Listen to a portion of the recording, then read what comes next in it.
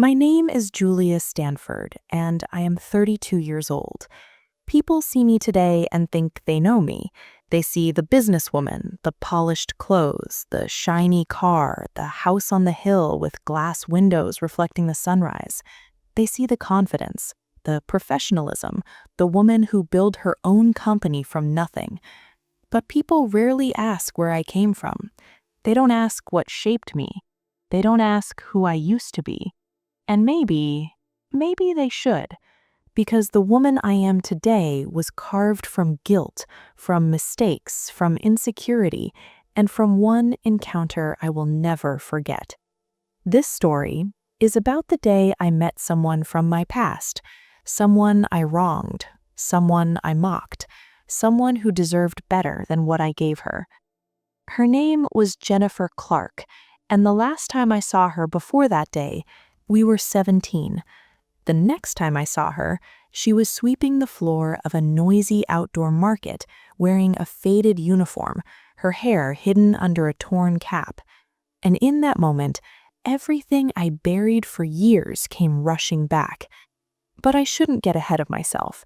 Let me start from the beginning. I grew up poor.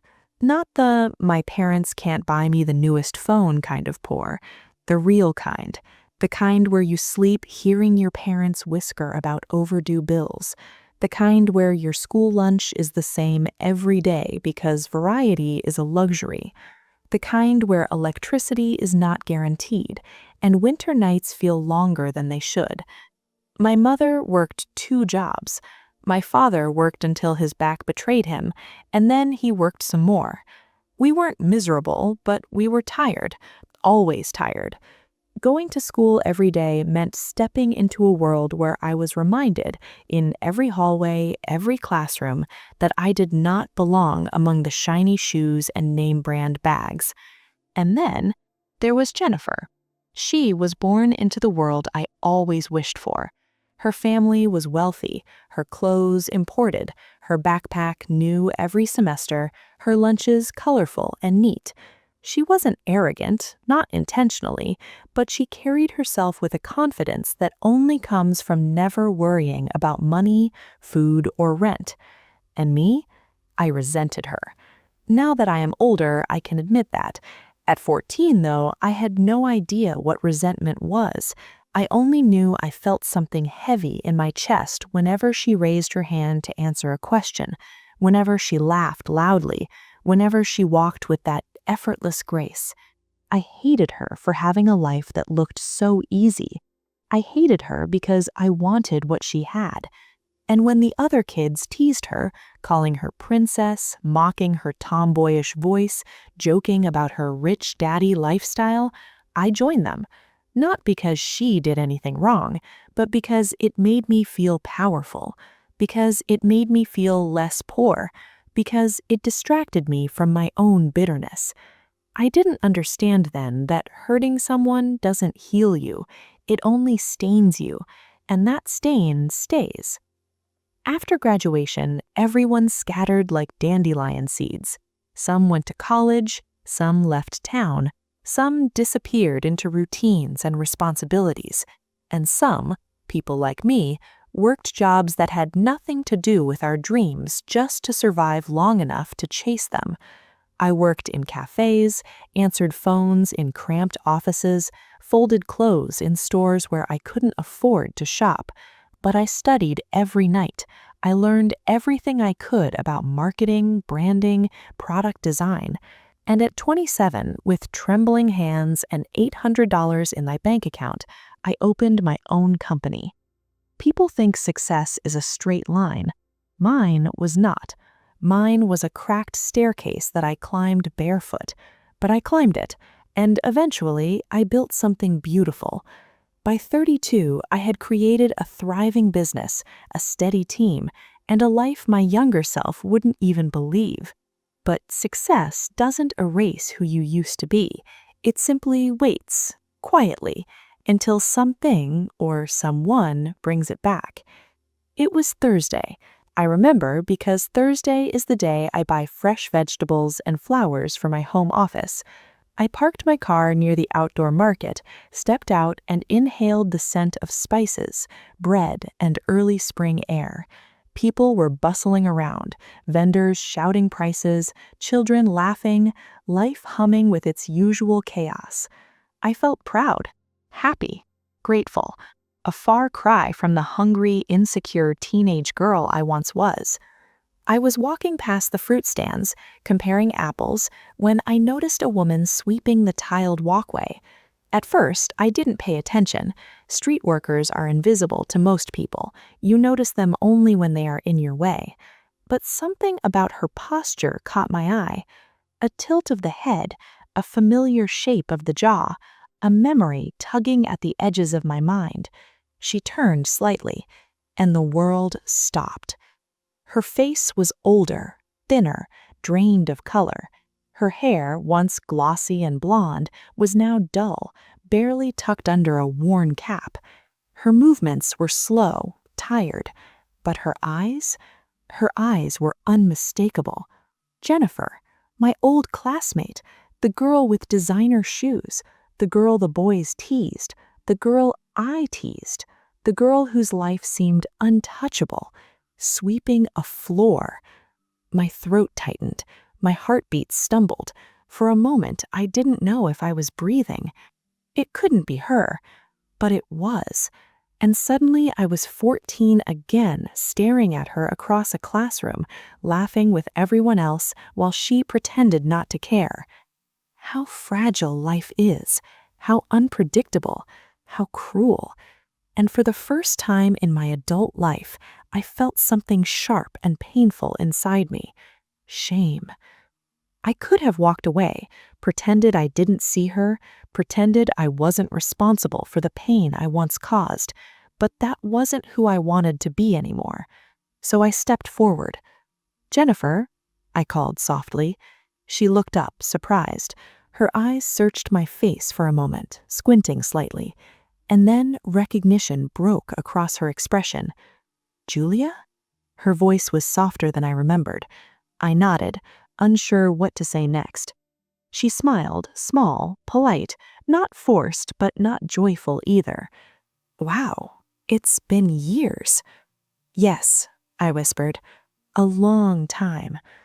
Up close, I could see how life had worn her down, not in an ugly way, just in a way that showed struggle, responsibility, survival. "How have you been?" she asked kindly. The question stabbed me with guilt. "I'm good," I said honestly. "I run a business now." Her eyebrows lifted slightly. "That's amazing, really." There was no envy in her voice, no bitterness, just genuine happiness for me. If she had spat in my face, it would have hurt less. "What about you?" I asked gently. She hesitated, then said, "My father's business collapsed years ago. He got sick not long after. I had to find work quickly. I've been doing cleaning jobs since." Her tone was simple, matter-of-fact, like she had accepted her reality long ago. "I'm sorry," I whispered. She shrugged lightly. "Life happens." But life used to happen to me, not to her, not to the girl who used to seem invincible. And suddenly the world felt upside down. She and we had switched places, and she didn't even know why my throat was tightening, why my stomach was twisting, why my eyes were burning with tears I refused to show. She didn't know that the guilt of years was crashing back all at once. After Jennifer told me about her father's business collapsing, a heavy silence settled between us. It wasn't awkward, it was heavy in the way truth often is. Heavy in the way memories, guilt, and time press against your chest. She didn't seem uncomfortable. I did. She continued wiping the floor, her movements slow, careful, practiced. People walked past us, none of them noticing her, none of them knowing she used to be someone else, someone admired, someone teased, someone with a life mapped out neatly ahead of her. I found myself watching her hands. They were rough. Hands that used to hold expensive stationery now held a broom. Life Life is strange. "Do you have a minute?" I finally asked, my voice thinner than I intended. She paused, surprised. "During my break, yes, it's in about 10 minutes. I nodded. "I'll wait." And I did. I stood near a fruit stall, pretending to look at oranges while secretly watching her. Every move she made seemed like a reminder of what life could become, how fragile comfort is, how fast things can shift. When her break finally came, she walked over to me with a shy half smile. "Hey, Julia. Would you maybe like coffee?" I asked softly. Her eyes widened slightly, not with suspicion, just disbelief. "Coffee? With me?" There was no bitterness in her tone, just confusion, the kind that forms when something unexpected happens in a life that had become painfully predictable. "Yes," I said firmly, "with you." She nodded, still unsure but willing. And together, we walked. The small bakery cafe at the corner of the market was warm, filled with soft music and the smell of freshly baked bread. We sat at a corner table. Jennifer kept adjusting her uniform, smoothing. The morning after Jennifer accepted the job, I woke up feeling both nervous and excited. I didn't want to overwhelm her, but I knew she needed support, not just a job. So I planned everything carefully. I picked outfits for my guest closet, simple, elegant, professional clothes. Nothing flashy, just enough for her to start. I bought her a new pair of shoes, a basic smartphone, her old one was cracked beyond repair, a bag, and a simple notebook with a pen. Not gifts, tools. Tools for a new beginning. When everything was ready, I placed them gently on the couch, looked at them for a moment, and whispered to myself, "Please let this help her." At 9 a.m. sharp, she knocked on my apartment door. When I opened it, my chest tightened. She stood there in the same oversized uniform she wore at the store, looking small and unsure. Her hair was tied in a loose ponytail, and she held her old bag with both hands. "Hi," she said softly. "Come in," I said warmly. She stepped inside and froze. She looked at the apartment like it was another world. Wide windows, soft lights, clean lines, comfort she hadn't seen in years. "Julia, this place is beautiful." "Thank you. Sit, please." She sat slowly, like she was afraid to touch anything. Her eyes landed on the clothes I had laid out. She stared, then looked at me, confused, overwhelmed. "Julia, what is all this?" "These are for you," I said gently, "just to help you get started." Her breath hitched. "No, I can't accept this. It's too much. I don't deserve—" "Jennifer," I interrupted softly, "this isn't charity. This is preparation. You're starting a new chapter. I want you to feel confident." Her eyes filled with tears again, but this time they were silent, soft, grateful tears. She touched one of the blouses with trembling fingers. "I haven't had new clothes in so long," she whispered. "I know," I said. "And the phone?" she asked, her voice barely audible. "You'll need it for work. I added my number so you can reach me anytime." She covered her mouth, trying not to cry too loudly.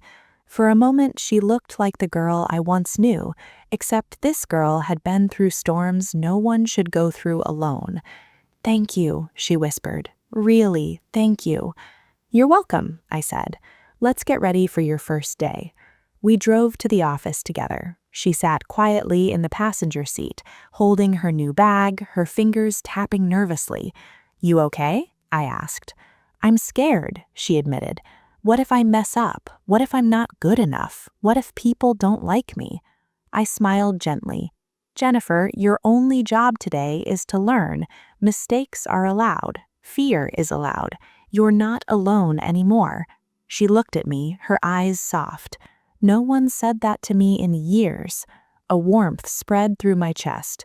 "Get used to it," I said. When we arrived, I introduced her to the team. Some people were welcoming. Some people were curious.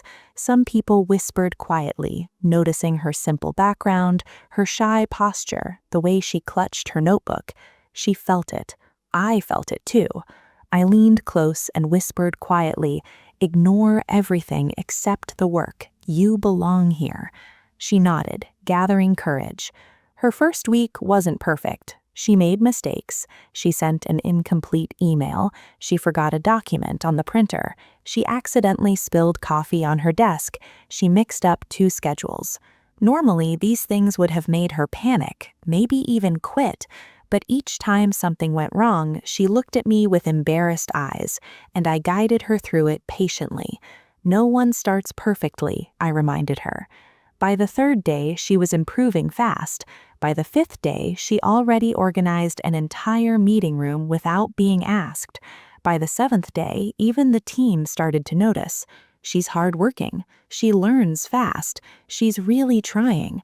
And every day she grew a little taller, a little braver, a little more like the Jennifer she could have been if life hadn't broken her path. One afternoon, I walked past the break room and heard two employees whispering. "She's Julia's charity project. She doesn't fit here. Did you see her old clothes on the first day? She's only here because of Julia." I froze. My hands tightened. My jaw clenched. And then I saw Jennifer. She was standing behind the door, hearing everything. Her face went pale. Her eyes filled instantly. Her breathing quickened. She turned away before they saw her.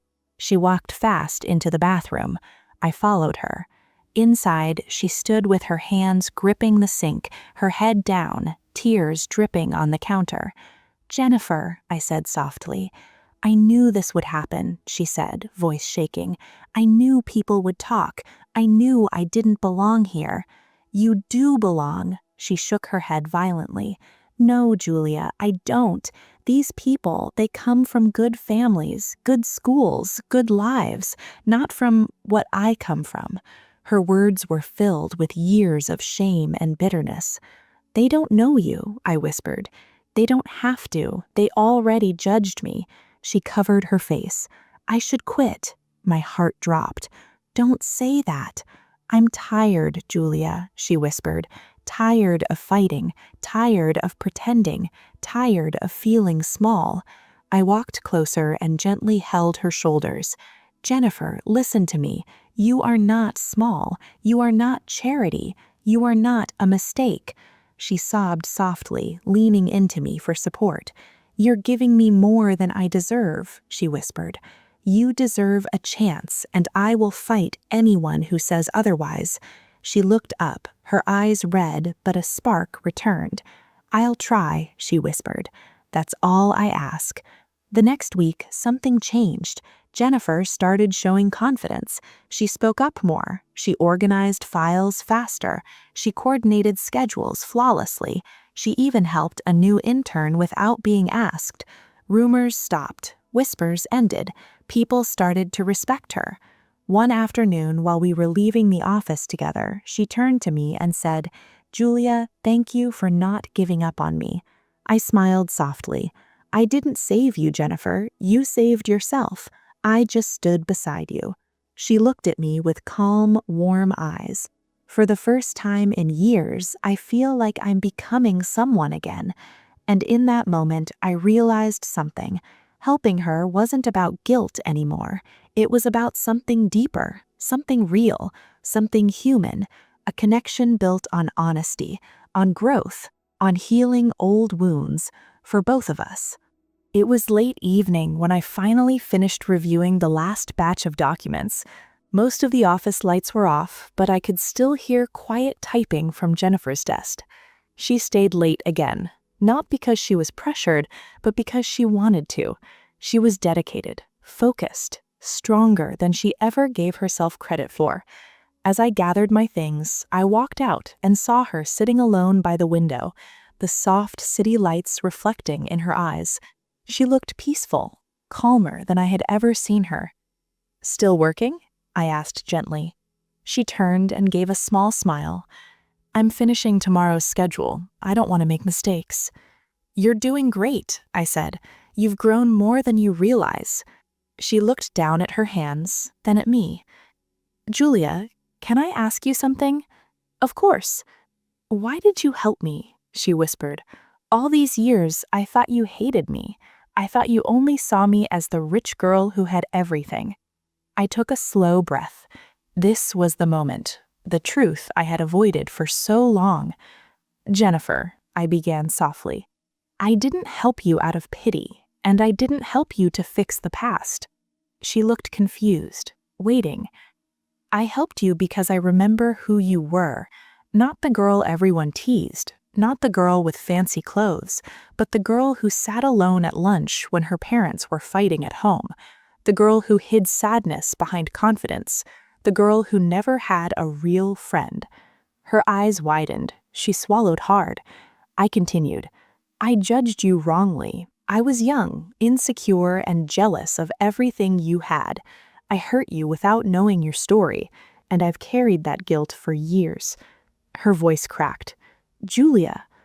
"I can't change the past," I said softly, "but I can be better today. For you, for me." Tears slowly gathered in her eyes. Do you forgive yourself?" she whispered. I smiled sadly. "Not completely, but helping you taught me something. We were both hurting back then. Life just broke us in different ways." She took a shaky breath. "And do you forgive me?" I asked. She didn't answer with words. Instead, she stood up, walked toward me, and wrapped her arms around me in a gentle, trembling hug. A hug filled with years of unspoken pain, years of misunderstandings, years of secrets neither of us had the courage to voice. I held her tightly, feeling her shoulders shake as she whispered, "I forgive you, Julia, and thank you for seeing me when no one else did." My eyes burned with tears I had been holding back for so long. We stayed like that for a moment, healing old wounds without saying another word. Over the next few months, everything began to change. Jennifer's confidence blossomed. She started dressing with quiet elegance. She spoke clearly, held herself proudly, and worked with precision. Her ideas became sharper. Her voice became steady. Her presence became strong. One afternoon, after a successful presentation, my team lead pulled me aside. "Julia," he said, "your assistant is remarkable. She's grown more than anyone we've hired recently." I smiled. "I know." A year later, on a bright spring morning, I called Jennifer into my office. She walked in nervously. "Is something wrong?" she asked. "No," I said warmly. "Something is right." She blinked in confusion. I slid a folder across the desk. "Jennifer, I want to promote you." She froze. "Promote me?" "Yes, to operations coordinator."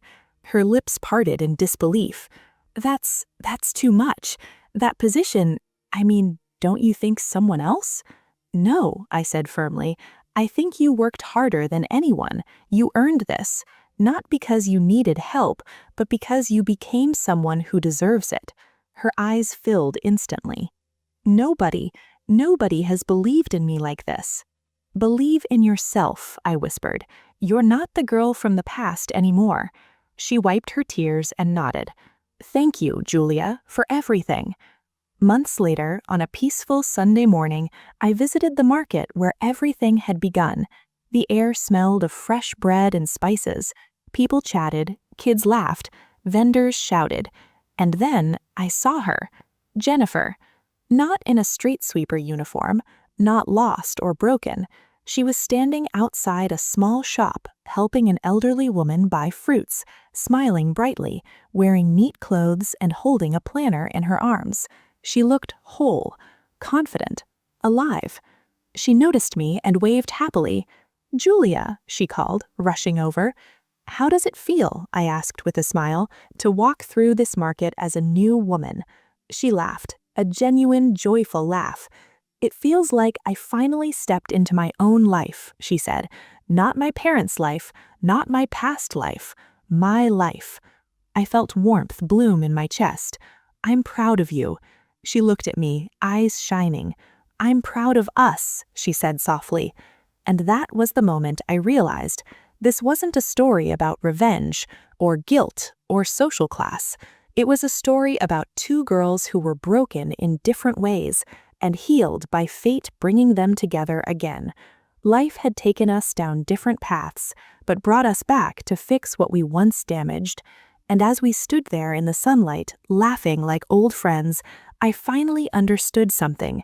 Sometimes the people we hurt the most become the people who teach us the most about who we can become. And sometimes life gives us a second chance, not to change the past, but to create a more beautiful future. Together.